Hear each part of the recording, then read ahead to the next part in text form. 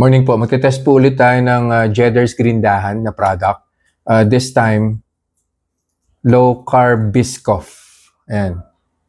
Madalas ko po nakikita ito sa Jedder's Green Dahan na page. Pinopromote po nila to. So, it's about time na i-test po natin kung meron po ba itong gagawin sa blood sugar ko or wala.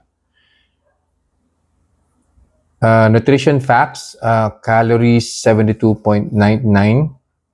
Ang total carbohydrates po niya is 4.72 grams. Fiber 1.8.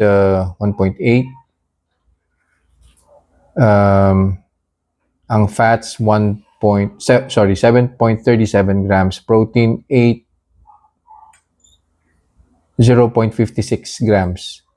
Sodium 0.66 grams din po.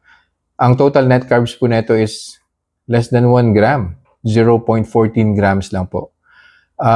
Of course, pasok po siya rin sa personal preference ko na 5 grams and below na total net. Kumuha na po ako ng blood sugar. Level currently 99 po siya.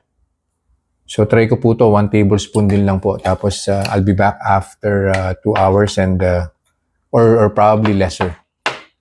Tapos check po natin kung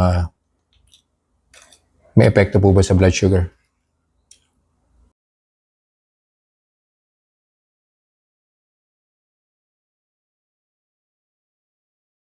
Reminders lang po, huwag pong mag-aanli. Always eat in moderation. Di po ako doktor, so whenever in doubt, konsulta po kayo sa doktor ninyo. And yung results po ng mga review na ginagawa ko, it may vary. So huwag niyo pong i-expect na yung resulta sa akin is magiging kapareho po ng resulta sa inyo. So yun lang po. Have a nice day. Conclusion na po tayo doon sa tinry kong Biscoff, low carb Biscoff from Jedder's Green Dahan. Tinry ko po to 2 hours ago. So ito po yung naging resulta. Yung baseline blood sugar ko po is 99. After 1 hour, pareho lang po siya, 99. So hindi po siya gumalaw eh. Hindi ko na po inantay na mag 2 hours or ma-reach yung second hour ng blood sugar monitoring. So 30 minutes after po nung first hour, tinignan ko na po yung OTI CGM ko and 95 na po siya. So, bubaba po na 97 and then 95. And then the arrow is pointing to the right.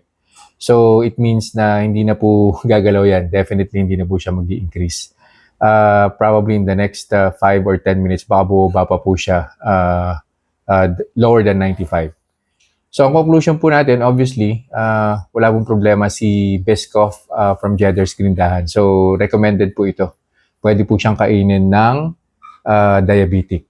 Of course, hindi niyo po siya po pwedeng ipalaman sa regular na bread, no? Dahil, syempre, mag-i-spike po yung blood sugar niyo.